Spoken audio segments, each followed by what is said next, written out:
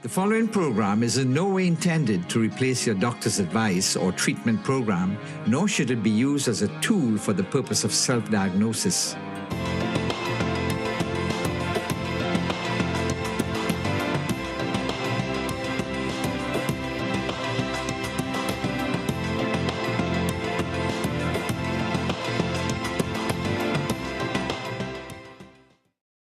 Welcome to our first edition of Your Health, Your Choice for 2019. Today we're going to be looking at 13 medical reasons for being overweight. 13 medical reasons for being overweight, especially appropriate after the Christmas vacation where most of us might have been overindulging. So apart from the obvious reasons for overweight being lack of adequate exercise and nutritious food, real food. We want to look again, as we start with Dr. Claude Kahn, community diabetologist. Welcome back to 2019, Your Health, Your Choice, and 13 reasons, medical reasons, apart from diet and exercise. So I thought we'd kick off the year talking about this because, again, overweight or obesity is a worldwide problem. And here in Trinidad, it's no exception. Would you say it's reached epidemic proportions in Trinidad? Well, of course, obesity mirrors the prevalence of diabetes, hypertension, and what we call the metabolic syndrome. So has it reached epidemic proportions? Well, in the US at least, they're saying over 50% of the population are in the overweight category. So when we talk about overweight, we're talking about body mass index. Right. Now, we can also talk about waist circumference, which is some people think a more accurate marker, a gauge. But body mass index is basically your weight in kilograms over your height in meters squared. So a BMI of between 20 to 25 is ideal, although certain ethnic groups, we have a lower cutoff point, especially the Indian population, Indo-Caribbean population, we say 23. 25 or 26 to 30 is overweight, above 30 is obese. And what about the Afro-Trinidadian, Afro-Caribbean? Well, so between 20 to 25 is ideal, above 25 is overweight. But bear in mind, in the Afro-American, African, Afro-Trinidadian, or the West Indian population, there's more muscle mass. So you just can't look at somebody's weight. What you have to look at is the body build and the muscle mass. So the reason we chose this, Linda, is that, there's often very much a blame game. People feel guilty about being overweight. And what we're trying to do today by kicking this program off is to show that being overweight is a much more complex problem than people think. Yes. Well, there are 13 of them to go through, so I hope we have enough time to get through all 13. Yeah. What would you like to look at the first one? Right. So we're going to, in a few seconds, bring up a slide. And this is the thyroid gland. So the first slide is showing you the thyroid gland. That's the neck. And the thyroid gland is just under the, as you go into the neck area. If we could just come off that slide so I can show. So it's just this area right here. That's where the thyroid gland is. And when we are examining the thyroid gland as doctors or healthcare professionals, really you should do it from the back. So we go behind the patient and we use both to palpate the gland to see if there are any, it's swollen, if there are any nodules, etc. Right. Now we can do a whole program on hyperthyroidism and hypothyroidism, but what we're talking about today is more hypothyroidism, which is an underactive thyroid.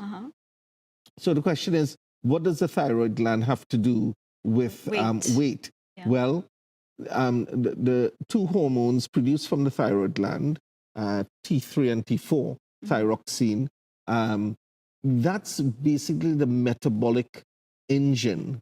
So if you have an overactive thyroid, you can become overactive, you have palpitations, you feel nervous, you could have tremors. An underactive thyroid is where the metabolism slows down. And you can have things like hair loss, weight gain, constipation, etc. Now, I want to be very cautious here because a lot of people put down their weight gain to an underactive thyroid, and but it's an easy blood test to do, and we can do a blood test. But even if you have an underactive thyroid, so let me just say, you may have an underactive thyroid, and we may say that's the problem. But you know, you need to look at your whole life. I mean, when we're talking about a weight problem, even if you pick up the fact that you have an underactive thyroid, you shouldn't just say that's the total cause, because as you will see, there are 12 other reasons. Yeah, there are overlapping reasons. So it's an easy problem, and in fact, hypothyroidism is often linked to there's a relationship between diabetes and hypothyroidism, and it's an easy problem to treat. Hypothyroidism is easier to treat than hyperthyroidism, because when you have an overactive thyroid, you can either go for radioactive iodine, or there are tablets like carbimazole, different medications, or you can even, so the radioiodine is one way of treating it. So that's a more complex problem, but we're talking about weight problems. And so an underactive thyroid is one of the things that we should be looking at. Okay, so that's the first one, hypothyroidism. Hypothyroidism. Secondly, we've got depression. Right. I think we have a slide that sort of reflects that. So there's a slide, slide 2. So we see someone in a kind of darkened room, head in his hands, and it's a male. It's a man. Well, it looks like a man. And I make that point very, very intentionally.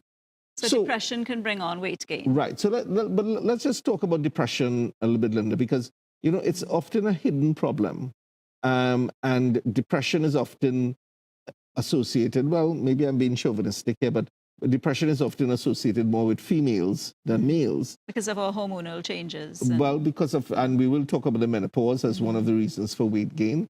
But so many people, first of all, will not identify the fact that they're depressed, because the typical idea of someone who is depressed, and you know, in Trinidad, again, as a society, we are not very comfortable talking about our emotions and the mental health, right? So we know a lot of women after pregnancy, postpartum depression is a real problem, and it's an often unspoken problem because there's often guilt associated with the fact that you have a newborn baby, you should be happy, you should be bubbly, but we know that postpartum depression is a big problem, especially in the culture or the present economic climate in which we are living.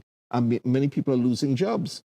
And, you know, for a man, in particular, if you have been the breadwinner, and the way we are built as men, it's probably a testosterone thing. To be the provider. Right. Yes. And so if you lose that sense of purpose of being the provider, you can go into depression. You can go into, and then put on weight. Right. So why? Why do you put on weight? Well, depression is associated very often with a stress hormone that we'll mention several times called cortisol. And cortisol is associated with laying down fat. So it's like when you're under a lot of stress as well. People who are under a lot of stress, yes, they may overeat, but their body is producing a lot of cortisol. And so when you're depressed, it's a vicious cycle. You don't want to exercise. You want to stay at home, as that clip showed. It was a darkened room, head in his hands. You don't want social contact. Right, so you withdraw, less activities, and you tend to eat more. So there's a comfort eating aspect. But what I'm saying is that... And is it that you're drawn to eating certain kinds of foods when you go into that state? Well, there are some people that having sugary foods can give you a high, serotonin or dopamine, as we often talk about. Yes, so some sugary foods can give a sort of a hormonal high. So yes, you might be drawn more to carbs, sugary foods. So people suffering with depression, the last thing they need is to go into a healthcare professional or their family members making fun of them because they're already weight. Yeah. because of the weight problem. Yeah. And so while we talk about obesity, we talk about being overweight, and we want people to lose weight, we need to do that in a very sensitive way. Yeah. So the depression, people who are looking at us tonight, you might recognize some of the features: loss of hope, hopelessness, loss of joy. But it would be a change of personality as well, wouldn't it? I mean, absolutely. if you're normally the kind of person who engages in certain activities and suddenly withdraws from those, or you've lost, as you say, your joy, Yes. people closest to you would notice that. Right. So that's where family members come in very, very importantly. The problem is we often don't understand depression, and somebody may lack motivation or be unhappy, and the response to that might be, "Oh, pull yourself together." Yeah. You know. And often too, when we've counseled with people in that situation, we found that there's a sense of denial as well. Right. Not wanting to accept that you are indeed having a period, a low period, and you may need mechanisms put in place to help you come out of that. So like positive self-talk and so on. And of course, exercise is going to help. Right. So again, there's that vicious circle, because if you're depressed, you feel less likely to exercise, less inclined to exercise. But exercise in itself can release positive hormones that can help with weight loss, but can also help with your mental health, sense of well-being, and of course seeing a therapist. Yes. Again, and if you say that to a lot of people, you need to see a therapist to work this out. And usually the men are the ones who say, "No, not me." Right. And the common response is how can talking to someone help me? I get that feedback from people all the time.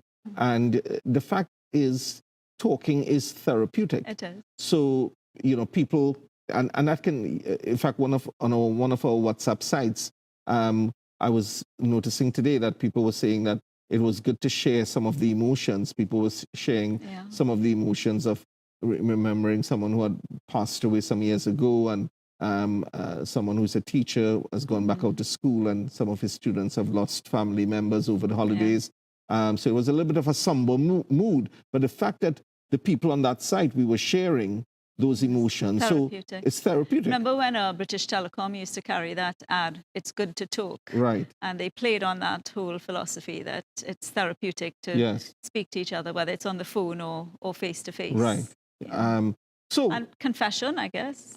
Well, confession does help, and offloading some of the negative images, poor self-esteem, etc. So we are saying that depression is a hidden reason for being overweight. It's one that we need to talk about a little bit more. It has to do with the stress hormones. And, if you this last one, if you find that you have lost the joy in doing things that you normally enjoy doing, it might be playing a sport, it might be going to church, it might be hanging out, going to friends, movies, whatever. You suddenly lose that joy of doing all those things. You might be depressed. And can I say, and closing off on this particular area of depression, unfortunately, even within our faith communities, depression is often denied. Yeah. So people come to church, and I've been probably guilty of this as a pastor. I might see someone not participating as much as I want to in the worship or whatever, and you think, "Oh boy, that person is not spiritual enough," when in fact they're going through depression, and the weight is an indicator. Yes. So putting on weight is associated with depression. It's one of the medical causes.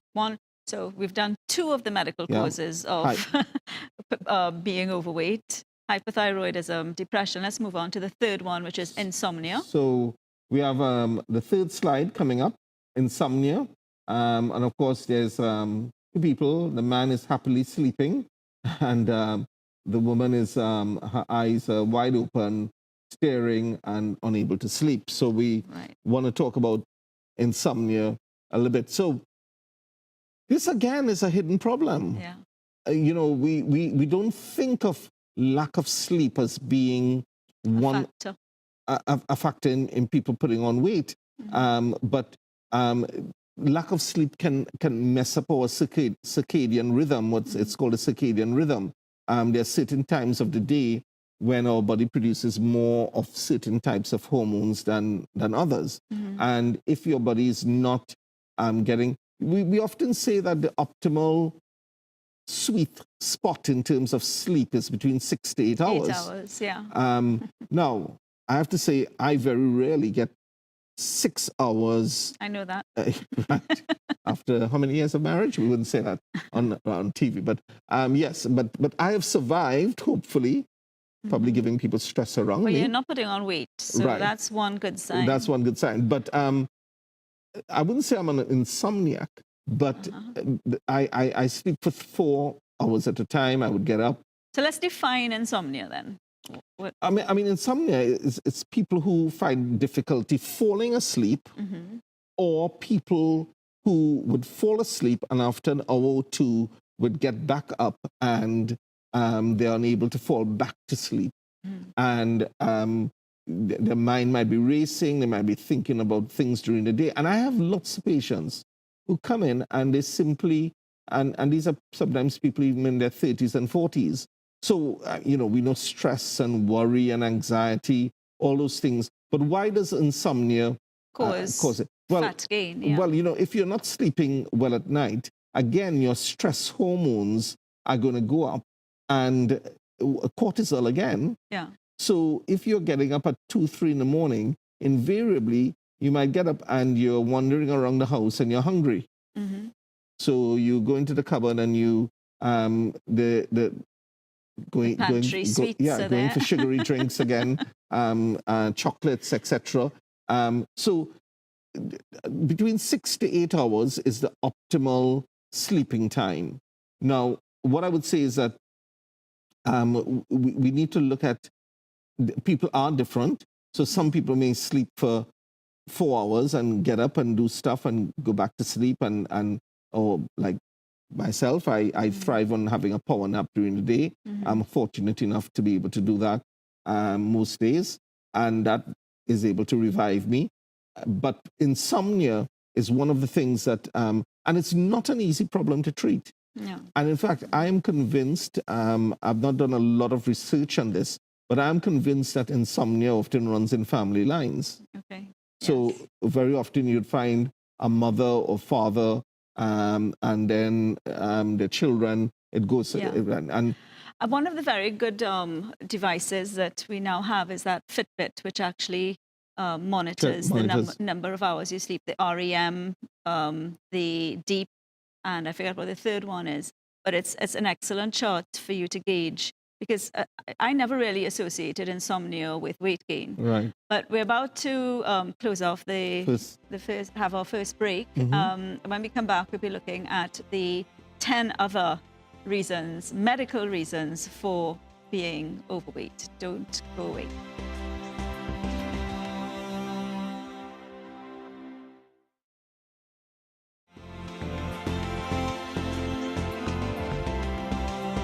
Welcome back to Your Health, Your Choice, and this is our first program for 2019.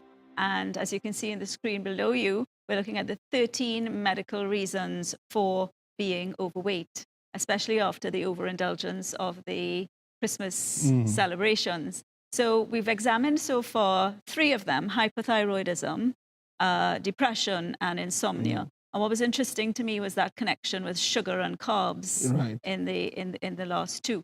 But I know there's a clip you want us to have a look at. So this clip is not really going into the 13 medical reasons, but it's giving you an overview of people who are struggling with being overweight. And it's a nice clip. So let's go to the clip and then we'll come back. I was a skinny kid from ages 0 to 12. I was always outside running around pretending I was an animal and playing on my trampoline. But from 13 up, I started putting on weight. At first, it was barely noticeable, but as the years passed and I discovered the internet and not going outside, I slowly became more and more overweight. Not to mention my family was no help. My father would feed me only McDonald's when I would go over to his house. Being a 14-year-old, of course, I had zero objection to this because my mother never let us have fast food. so I'd happily eat 16 chicken nuggets. It didn't help that my love for the internet spiked around this time. I discovered gaming and role-playing forums for my favorite things, even IMVU. I'll make a video about IMVU in the future because, God, I had a lot of cringe things happen to me on that game. I was actually really fit as a kid, large part in due to my trampoline I was constantly running around and playing on until I got older and preferred to spend my time on Feral Heart, another game that I'll make a video about because it was 80% of my preteen teen years. As I continued to fall more and more in love with the online world, my diet got worse and worse. When I was 16, I got my own car and my own money. So you know your girl spent her money on the snacks she was never allowed to have when she was a kid. When you're a child starved of the best spicy snacks, of course you're going to go ham and buy as much as you can. Honestly, I would go to the store and bring home 2 bags full of just junk food and hide them places in my room. Not to mention, during this time, I didn't have a desk, so I would just sit on my bed with my laptop and eat Cheez-Its for 5 hours. And over these years, I gained considerable weight, going from my size 2 to my size 13. I also hated sports and exercise, so as you can imagine, I became overweight. I was by no means obese, and I'm still nowhere close. Thankfully for me, I didn't care what the other kids thought of me, and growing up in small-town America, there were many other kids much larger than I was. And one saving grace I had was that I never liked soda. Still don't. Soda has such high sugar content. Honestly, if any of the viewers out there are watching this and struggle with weight problems, cut the soda out. You will notice a huge change. Had I drank soda when I was in my fat stage, I probably would have ended up being obese. Even diet soda is bad. Put the soda down, Timmy. Put it down. Had I been this weight and not had fat shaming happen to me, I don't think I would have gotten up to 180 pounds at 17. Listen, I'm not trying to be preachy before you write in the comments that I'm a Tumblr psychopath who thinks it's okay to be 900 pounds, because I don't. But I also think it's never okay to make fun of someone who's struggling with weight issues, be that underweight or overweight. When I was little, my family had a big part in shaming me for my growing waistband. My sister would love to tell me that I was looking fat or getting fat, but at the time she was so little, I suppose it was a child's way of trying to help. My mother constantly compared me to herself and how she was a size 0 at my age, but my father did the worst. Boys don't like fat girls. I'll never forget that line, said to me so haphazardly without thinking about the long-term consequences of saying that to a young girl, struggling with self-image and her love of Cheetos. I remember feeling a bit sad and looking down at my large thighs. My father continued to repeat this pattern throughout the years. I just ignored it after the first 3 times. Had I been any other person, I think I would have developed an eating disorder from the constant scrutiny. From an early age, I learned not to care what other people think of me, and I'm truly thankful for that trait. Of course I care somewhat, we all do. Social pressure to be loved by all, but I realize not everyone will like me, and that's okay. It sucks when your parents are calling you fat, but I dealt with it and got through it. I'm still overweight to this day, but I'm doing better by eating less snack food and cutting out fast food completely. If you're struggling with your weight, just know it's okay to have a few extra pounds. Don't let anyone make you feel ashamed of yourself, but if you're eating yourself into a coma every day, it's not okay. Try your best to change your diets to fruits and veggies when you can. Make a smart choice when your mother asks you what you want from McDonald's. Get the salad with half the dressing. Order water instead of soda. Not only will you feel better about yourself, your insides will thank you. Personally, dieting doesn't work. I've spoken to nutritionists in the past, and they've all told me it's okay to be overweight as long as you're eating healthy as much as you can. It's entirely possible to be healthy at 180 pounds. Now, if you're 900 pounds, just eating healthy won't be enough, but I've seen enough of the Biggest Loser episodes to know when it's possible to lose weight if you really want to. And before we end this video, I'm going to go ahead and diffuse the hate comments because I know they're coming. Yes, I draw myself skinny, but does any animator really draw themselves how they look? I'm pretty sure James isn't a marshmallow with no hands in real life, so don't come for me. Anyway, thanks for watching. I appreciate it. See you in the next one. Okay, so that was quite a good, refreshing youth perspective on weight gain and about, you know, the youth culture of fat shaming and body image issues and so on. So, I mean, didn't really go into what actually we're talking about today, but it did give, as you're saying, a perspective on someone's own response to putting on weight and why so many of our kids are putting on weight, because they're getting into the whole internet, online games, less exercise. And unfortunately, in her case, her family was not very sympathetic.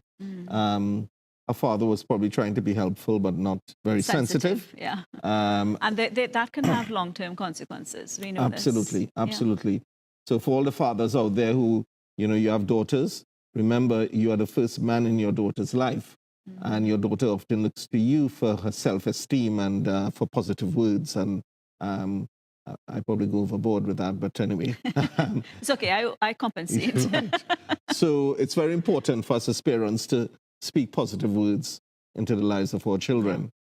But the thing about helping the person identify whether they are putting on weight or not, and monitoring, I think even as teenagers, when we have teenagers, we do need to monitor how much time are they spending on social media, in a sedentary lifestyle? Are they getting physical exercise? Are they eating enough fruit and vegetables? Are they drinking too many fizzy drinks with all that sugar in it instead of water? Those are still things that we need to monitor, even as they are teenagers. But you don't have to do the fat shaming thing. Right. So we've covered hypothyroidism, depression, insomnia, and now we move on to menopause as the fourth of the 13 medical reasons for being overweight. So the fourth slide, which is just a picture of a female. Menopausal. Does she look menopausal? Well, usually at that age, I think you have the onset. Some people have early onset menopause, and some people, it can range. I've been told from 2 years to 12. So you go into the perimenopausal period where your estrogen levels begin to fall. Of course, bear in mind that some people may have a premature menopause if you have had a surgical, it's called you can have a surgical menopause where you have a hysterectomy, your ovaries were removed, your uterus was removed, and then the ovaries may have been removed as well. Sometimes the ovaries are preserved. And then you can have a premature menopause where, because of various conditions, you're thrown into an early menopause in early 40s or whatever. Typically, the age of the menopause is roughly from about 48 to 52.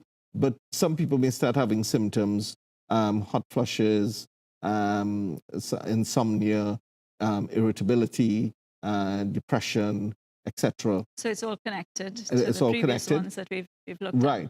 And with the estrogen levels falling, what happens is that, again, you tend to put on weight around the tummy area. So I was told that with the estrogen and the progesterone that fat cells tend to be associated with estrogen and not with progesterone. I'm not sure if that's an accurate medical... Right. So I'm not going to comment on that. I'll have to do some more reading on that. But definitely the drop in the estrogen levels do result in laying down of fat around the tummy area. So, there are some people, when you look at your photos when you were 18 or 19, and you get to your mid-40s. Now, bearing in mind, too, that your metabolism is slowing down. Your metabolism is changing. So things that you would have been able to eat when you were 18 or 19 and not put on weight, this goes for men and women, you get to your 40s, 30s, and 40s, and you start putting on weight. Now, bear in mind, too, everybody's metabolism is different.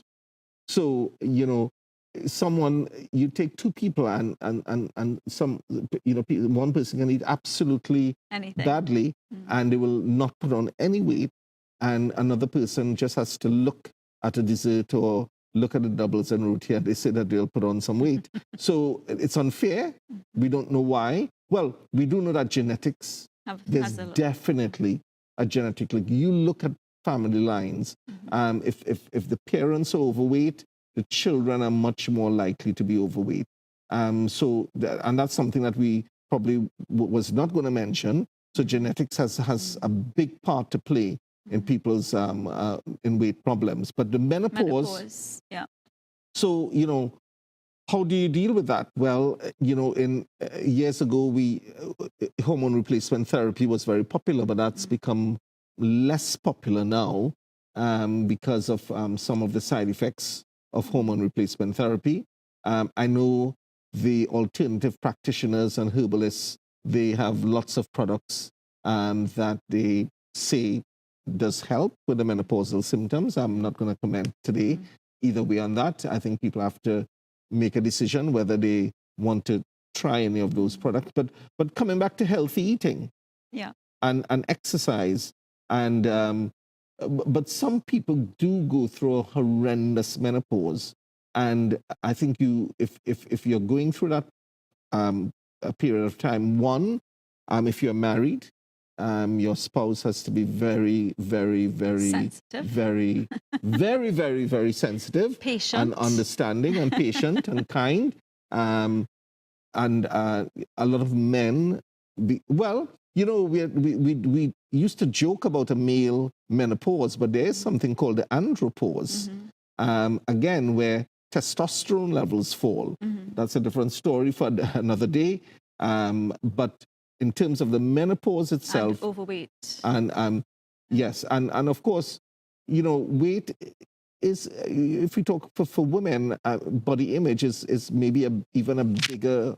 I mean, you might comment on that. It's a bigger issue for women than probably men. Yeah, I mean, women tend to be more focused on self-image. Although, you know, we've got these, you know, men who call themselves metrosexuals. Metrosexuals. And so I think body image generally has become that much more of an issue for people. And we have all these clinics coming up now with body sculpting for Right, males and yes. females. Yes. So, you know, I guess it's based on what your ideal of beauty is, and what we've been brainwashed into thinking is an acceptable ideal Yes. for a body image. But that's just number 4, menopause bringing on weight gain. What about number 5? So this is a less common condition. It's a really this is a big medical condition. It's called Cushing's disease, and there's a image here of somebody. Well, that's the tummy area. So you see the fat being put on, and basically it's again the stress hormone cortisol. So we can just come off that, and it's basically the adrenal glands producing too much cortisol, and it's a small growth that can be operated on. But I actually think, Linda, we miss a lot of people with Cushing's syndrome or Cushing's disease because we don't often measure cortisol levels. I have taken to measuring cortisol levels a little bit more in my daily practice, because I'm seeing a lot of people with diabetes, and a lot of people with diabetes are also overweight, and we could be missing people with Cushing. So you have what is called a round moon face. You have these purplish marks on the body. So it should be quite easy to diagnose. Well, in then, the extreme condition, extreme gets situations, the limbs might be quite thin, so you might have a fat, a lot of weight around the tummy with very thin legs and a round kind of moon face, and sometimes a little bit of a hump at the back. So it's well, it's the textbook description is quite easy to diagnose, but in real life, when patients are coming into us, they often will not present with all of that. But again, we're repeating this hormone cortisol, and it's a hormone that is often not talked about a lot, and I think it's one, especially people who are overweight, we should be measuring a lot more. And what are the treatments for Cushing's Well, disease? You can have an operation, it's a surgery, or you can have chemotherapy or radiation, or you have drugs that can lower cortisol levels. What is the surgery? Where is the surgery taking place? It's the adrenal gland, and but it's you have to diagnose it. So an MRI scan, for example, may be able to diagnose, may be able to show if there's a growth on the adrenal glands, and but you can also measure cortisol levels to see if cortisol levels are high. So that's number 5. And number 6, polycystic ovarian syndrome. That's another medical condition that will contribute to overweight. Well, so we're going to bring up this slide 6, polycystic ovaries. And we see, well, this is an ultrasound, and we have the uterus, and we have the ovaries. And the 2 yellow circles are identifying. Right. those are the ovaries with Right. cysts on the ovaries. Okay. And these are polycystic ovaries. So we can come off that slide. So why is this so important? Well, I want to be very intentional how I describe this, because many young females are being told that they have polycystic ovaries or they have polycystic ovarian syndrome. And they're being placed on the oral contraceptive pill because there are some types of pills. But basically the cysts in the ovaries produce male hormones, Right. androgens. The androgen. So what do you have with people I with think that's what I was referring to earlier, where the fat cells seem to increase with androgen, and yes, yeah, so that's why women that's right. in Okay, their menopausal period because they put right. on weight. The estrogen levels are falling, Yeah. and the progesterone levels are Yeah. higher than the estrogens. So what happens in this condition? Some of the other symptoms are excessive hair growth, acne, Yeah. and weight gain. Because with polycystic ovaries, your body becomes more insulin resistant. That's why people with polycystic ovarian syndrome, PCOS, there's a link between PCOS and diabetes. Okay. So PCOS, or polycystic ovarian syndrome, is a risk factor for type 2 diabetes. What happens is that your body begins to produce too much insulin because your body is resistant, and insulin is actually, that's why when we put people on insulin who are diabetic, they tend to put on weight because the body begins to utilize your sugar more effectively. So insulin is actually a weight gaining drug, unfortunately. Oh dear. Right, but there's a new one on the market that helps you to Well, lose new weight. drugs, yes. Yeah, yes. new drug. Yeah, okay. Right, so we've done 6 of the 13, and we're moving to our second break. When we come back, we're going to try and rush through the 7, 8, 9, 10, 11, 12, 13. That's how many? It's 30, yeah. Yeah. And so don't go away. Come right back for the other reasons why we put on weight, which are medically related and not necessarily to do with diet or exercise.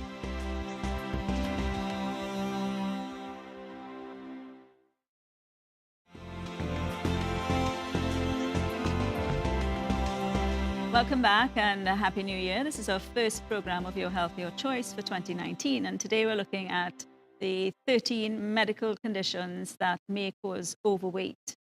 We've examined 6 of them so far, so we've got 7 more to go. Just a quick synopsis of the ones that we have covered. We did hypothyroidism, depression, insomnia, menopause, Cushing's disease, and polycystic ovarian syndrome. So there's now congestive heart failure. So we can bring up slide 7, which is just simply a slide of the heart. Yeah. And the heart seems to be okay there, but congestive heart failure. So we could just come off that slide. People might be surprised that we are saying that heart failure can cause weight gain. But why? It's because basically the heart is not pumping blood around the body sufficiently well, and the body begins to retain fluid. So you can get swollen feet, swollen ankles. There's fluid buildup sometimes in really advanced situations. Buildup of fluid in the tummy area, ascites, and also pulmonary edema. Now, I don't want to put this as a major cause because this is a major medical problem, congestive heart failure. So I don't want to spend too much time on that. But it is something to take into consideration, especially if you're getting more shorter breath. But this comes on more people in their 60s and 70s, or people who have had myocardial infarction and the heart muscles are damaged, and the heart cannot pump blood around the body sufficiently well, and you can end up with congestive heart failure. And overweight. and overweight, Okay, yes. number 8, sleep apnea. So this is a big one, sleep apnea. And I'm going to bring up slide 8. Would that be connected with insomnia? Well, I'll come back to that. So we see here in this case, the woman is sleeping. I don't know if she has her hand to her ear. Yeah, it looks like she's blocking it out. Both, and Man is sleeping presumably very soundly, but his mouth is open and he's obviously snoring. Yeah. Right. So let's talk about sleep apnea. So we used to think about snoring as just a very irritating symptom and can break up relationships and cause people to move into another room, yeah. Etc. But we actually now know that snoring can be a symptom of what we call obstructive sleep apnea. And this is a much more serious medical condition than people think, because sleep apnea, so what happens is that the airways collapse and actually get cut off intermittently during the night, and you can have a very fitful sleep.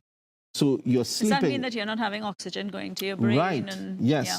And that can even trigger horrific nightmares and, but basically what you find that during the day, you're getting up in the morning not feeling refreshed, and you're tired during the day, and some people, are driving and they're falling asleep, and that's a big, really, really dangerous problem. Now, the problem is often not tested for. We as healthcare professionals, we often do. There's actually what is called a CPAP questionnaire that you can ask patients. Do they snore? Of course. Do they find themselves feeling drowsy during the day? And there are about 8 or 9 questions that you can give a score. But you won't be able to tell if you're snoring. Somebody else needs to. Because I remember, in the early days telling you, yeah, you do snore, and you're denying it. So we're revealing that I have, right. So I was there. So, And it was only when I recorded it. And you actually, recorded it? I recorded it. Right, thank you. Yeah, yeah. My dear wife. Then you believed me. Yes, okay. Yes, because you don't often know that you're snoring. No. And of course, the interesting thing about this is that, yes, the more weight you have, you are more likely to suffer with sleep apnea. So it's a vicious cycle. People who suffer with sleep apnea tend to put on weight, but if you're overweight, you also suffer with sleep apnea. Now, I have lost quite a bit of weight since my diagnosis of colon cancer last year, which I hasten to add was very successfully dealt with. And if you have never had a colonoscopy, let me start off the new year by saying if you're over 45, male or female, you should have a colonoscopy every 5 years or so. That's good for the weight as well. Right. Check, yeah. But the common fallacy is that people think you have to be very overweight to suffer with sleep apnea. I was never extremely overweight, yet, so it was something to do with my airways. And it's only later on I found out my eldest brother has suffered with sleep apnea for years. He lives abroad, but he travels around the world. He travels a lot with a machine, a little CPAP machine, and that has helped him. That's one thing, but the sleeping position is also key to. So one is diagnosing sleep apnea, which is, and if you need more information about all of this, our numbers are up. It's 482-4269. We don't do the testing, but we can refer you to a very good company called Island Sleep Diagnostics, and they can actually bring the equipment home, and you sleep with it for 2 nights, and they can download the information. So in the old days, you had to go to a lab, a sleep lab, and sleep overnight and all that. It's become much more sophisticated. And but can I just say the sleep apnea problem is not just a weight problem. It's related to diabetes, heart disease, congestive heart failure, etc. So treating sleep apnea is not just treating the weight problem. Yeah, but the weight problem seems to be connected to so many other diseases. Right, yes. Okay, let's move on quickly to edema. That's number 9. Right. So edema, so let's just show this slide 9. Oh yeah, swollen feet. Swollen feet. So so the feet are just swollen, and people are often worried about this. So we can just come off that slide. Now, edema can be a feature of heart failure, can be a feature of kidney problems, kidney failure, or even liver failure. But very often, some people seem just to retain fluid. And at the end of the day, their feet are very puffy, they elevate the leg at night, and the swelling goes down. Now, yes, you should do, someone who comes in with edema, you should do some basic blood testing, probably send the patient for an echocardiogram and some basic tests. But very often we don't find the cause. And you can put some people on mild diuretics, water tablets, to try and deal with the fluid retention. With the edema. Yeah, but I have to say I'm very cautious about putting young people on diuretics, because you don't want people to be on diuretics lifelong. Right. So losing that extra fluid reduces the weight. Reduces the weight. Okay. Number 10, metabolic syndrome. So metabolic syndrome. So again, I think we only have about 10 more minutes. 10 more minutes. Yeah. So I'll do metabolic syndrome, and the next slide is diabetes. So I'll just bring up the right. So they're connected. So let's just talk about metabolic syndrome and diabetes. So what is the metabolic syndrome? So it's, again, the question is, does diabetes make you put on weight, or does weight bring on diabetes? Yeah. And this is the big chicken and egg situation. Right. So sometimes people who, we definitely know that if you put on weight, especially around the tummy area, that's one of the features of the metabolic syndrome. The other features are hypertension, high cholesterol, high blood pressure. So there are about 5 symptoms: the waist circumference above a certain level, high triglycerides, high blood pressure, high blood sugar. All those things lead to the metabolic syndrome. Diabetes in itself can be associated with weight loss or weight gain.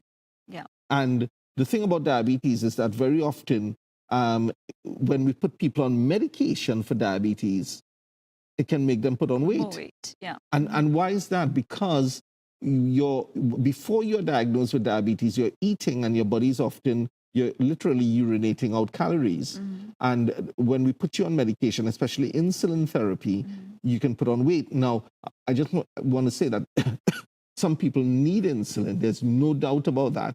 But we now have some new classes of drugs, like the DPP-4 inhibitors and the SGLT2 inhibitors, things like Invokana, Forxiga, and we're waiting on what we call the GLP-1 agonists, things like Victoza and exenatide, etc. And is this on the public health care system? No way. This is all private. I have to say, just saying on that, I returned to the Southwest recently after a long layoff, and I have to say I was very frustrated today because again we are very, very limited. And patients were saying, well, how can I get my blood sugars down? I'm on insulin, I'm on metformin, I'm on sulfonylureas, and my blood sugars are still high. And unfortunately, I have to say to them, can you afford to buy any of the new drugs? And I understand that Januvia is no longer available. Well, it was never available. We begged for it. We begged for it. We asked the Ministry of Health, give us just one of the DPP-4 inhibitors. And again, we're coming to the end of this program very quickly.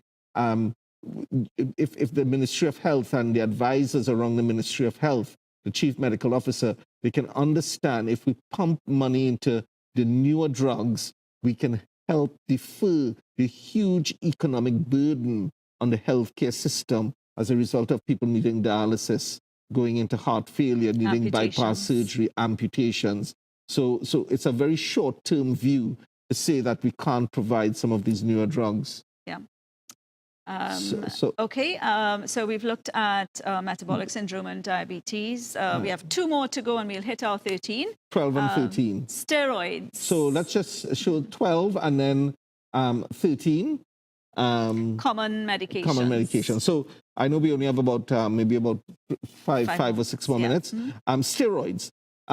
Definitely long-term steroids can cause weight gain. And I always say to my patients, bearing in mind that most of my patients are diabetics, if they have gone to other doctors and they have received injections, please ask your doctor what injection you're getting. Especially those of you with asthma, you might be getting steroid injections. Now, a one-off steroid injection is not a problem, but sometimes people go in just with a common cold or a flu-like symptoms, And by giving a steroid injection, people feel better. Steroids make you feel better. Yeah. It can almost be euphoric. But the problem with that is the side effects of steroid treatment is weight gain. And there's some other drugs. There's some beta blockers. Some of the oral contraceptive pills can make young girls put on weight. Some of the antipsychotics for psychiatric conditions can make you put on weight. Some of the antidepressants and drugs used for epilepsy can make you put on weight. So what I'm saying is that when someone comes in with a weight problem, before we put them on these fancy diets, the latest one is called the ketogenic diet, which is becoming very popular. Can I just say, I know we've covered a lot on medical conditions. Be very careful. A lot of patients are coming into me and they have been placed on these almost no-carb diets. Of course, if you go on a diet with no carbohydrates, you will lose weight, but it's not physiological. So many of the weight loss clinics we have in Trinidad are advising people that they should do away with all carbs. I want to say that's not medically advised. You need a little bit of carbs in your diet. If you can't just have a little bit of rice, it could be brown rice or basmati rice, ground provision, yam, dasheen. So it's high in iron, a small amount, rather than the white flour and the white rice. So I want to debunk the myth of this. You don't need carbs. Right, and this ketogenic diet that is becoming very, very popular can actually be dangerous to your health.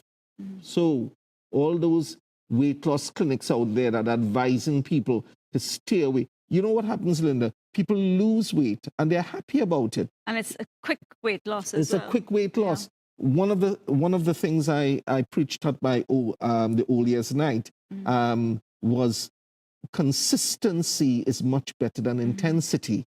So it is much easier to be intense for 4 weeks and lose 20 pounds, but you can't be consistent with that. And I've noticed too that people who have those drastic weight changes usually can't sustain it. And then when you start putting on, you put on even more, and it's much more quickly.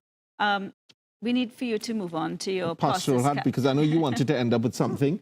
So as we end today, I know putting on weight is a problem, and Carnival is coming up in March, and a lot of people are going to be in the gyms trying to lose weight. Please get tested medically to make sure there are no medical conditions. You can ring us on 482-4269, 482-4269 for more information about what we talked about tonight. As I said, Linda, on All Year's Night, I preached a sermon called What Will Your Life Be Like in 5 Years' Time? Because for most of us, we were thinking about just 2019. And my challenge to the church from Romans chapter 13 was, are you wasting your time in things that are not worthwhile? And my challenge for you today is, don't just think for 1 year. Think about the next 5 years. How are you using your time? There's a Greek word called kairos, which is strategic time. You may very well be in a kairos moment in your life, and God might be saying things to you, and you need to take hold of that and be a better version of yourself. So change some of the old habits. If you're not exercising, start exercising. If you're not praying, start praying. If you're not reading the Word of God, start reading the Word of God. If you're not going to church, find a good place, find a good faith community. Or if you belong to another religion, attend your faith community. It gives you hope. It gives you a reason for life. And the one I mentioned in the consistency rather than intensity. Be consistent at whatever God has placed in your life. And in 5 years' time, you might be surprised at what God has done in your life. So it's not just about asking him, but it's also about action. Action. Yeah. So we're having a seminar on Saturday yes. For our leaders. Workers and leaders in our church, and yes. people who are leading different ministries at our faith community. And the topic is going to be the emotionally healthy leader. I just wanted to define, and in these global times where we're seeing so many bad examples of leadership, what is the emotionally healthy leader? So an emotionally unhealthy leader is someone who operates in a continuous state of emotional and spiritual deficit. So it's emotional as well as spiritual. He lacks or she lacks emotional maturity and a being with God sufficient to sustain his or her doing for God. So, being with God doesn't necessarily mean that you're doing what he requires of you as a leader. And I thought that was an interesting introduction to absolutely. Our seminar on Saturday. Yes. So you've been with us for our first of 2019's Your Health, Your Choice programming. We've looked at the 13 medical reasons for overweight. And we just want to continue to work with you in this educational community education drive for better and healthier 2019, a better nation, a healthier nation. Just keep viewing. We will be returning to our live programming once a month soon. But until then, I know this program is going to be aired again on Thursday at lunchtime and on Sunday night at 7 p.m. Your Health, Your Choice will return in a fortnight's